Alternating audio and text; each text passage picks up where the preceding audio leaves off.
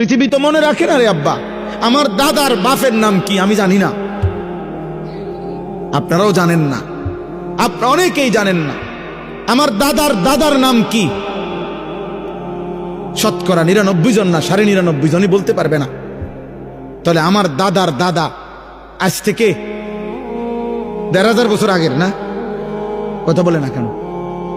কি সর্বোচ্চ 200 বছর, বোঝেন নাই কথাটা?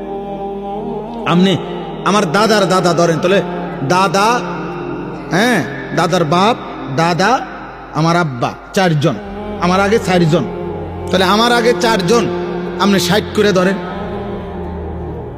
240, এই তো বললাম। তাহলে 200-250 বছর আগের মানুষ, কই আমরা যে তার নাম জানি না?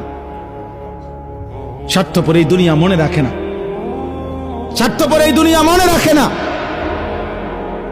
মনে রাখে না, দুনিয়া মনে রাখে না।